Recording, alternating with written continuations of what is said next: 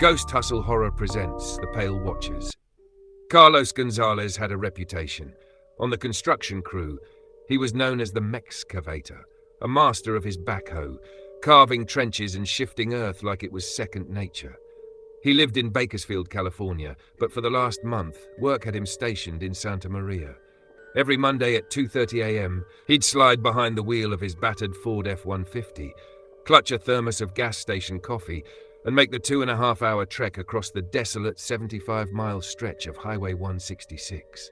It was a haunting drive, winding 2-lane roads, high desert terrain, and no cell reception. Just dust, stars, and the occasional 18-wheeler lumbering past. But that third Monday felt off. As Carlos crested a bend near the old cattle overpass, he realized there was no traffic, no oncoming cars, no big rigs, just stillness. He passed 3 vehicles pulled off into isolated turnouts. Each one sat crooked like abandoned toys. Their windows were fogged over, no movement. Sleeping drivers, he told himself, and shook it off. About 30 minutes in, his headlights swept across something crouched in the bushes off the shoulder. It stood. Carlos's foot instinctively lifted from the gas pedal. The figure was tall, unnaturally tall, and pale like sun-bleached paper. Its limbs were too long, bent oddly like broken branches. It had no eyes, just smooth, blank flesh where a face should have been. Its head cocked to the side as Carlos passed, and though it had no eyes, he felt its gaze like a weight pressing against his chest. He arrived in Santa Maria shaking, palms slick on the wheel. Maybe it was a trick of the dark or exhaustion.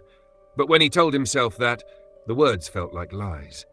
Later that morning, Juan, a new 22-year-old laborer from Bakersfield, approached him, eyes wide, hands trembling.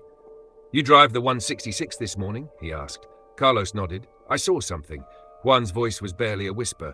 It stood up from the bushes, tall, pale, no eyes. Carlos felt ice slide down his spine. That week passed in a fog.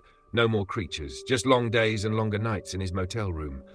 But the following Monday, as Carlos made the early morning drive, he noticed a familiar car pulled off into a turnout.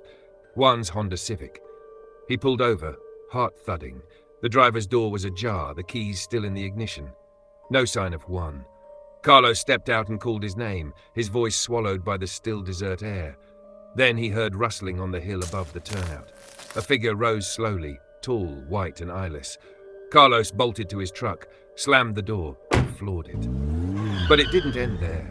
Every few miles, more figures emerged from the brush, rising in perfect silence, one after another, always at the edge of his vision, unmoving yet always closer than before. They didn't chase, they watched. It wasn't until he saw the first glow of Santa Maria's lights that they stopped appearing. Juan never showed up to work. Carlos reported it. His supervisor offered a half-hearted nod and said, "You've been working too hard.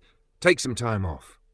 2 weeks later, Carlos returned to the highway, convincing himself it was stress, maybe even sleep paralysis behind the wheel. He never made it to work. About halfway down 166, his truck sputtered and died. The dashboard lights flickered once, then went black. He coasted to a turnout, cursed, and stepped out into the chill dawn air. He popped the hood, checked the battery, jiggled wires, nothing obvious. Then he heard it, rustling. He turned. They were there, dozens of them.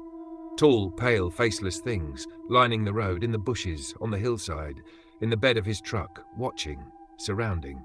Carlos screamed. 3 days later, a sheriff's cruiser and tow truck found his abandoned vehicle. The engine was pristine, no sign of damage, keys in the ignition. The sheriff rubbed his chin and muttered to the tow truck driver, "4th one this week." The driver didn't say a word. He was staring at the bushes. Something pale had just slipped out of view.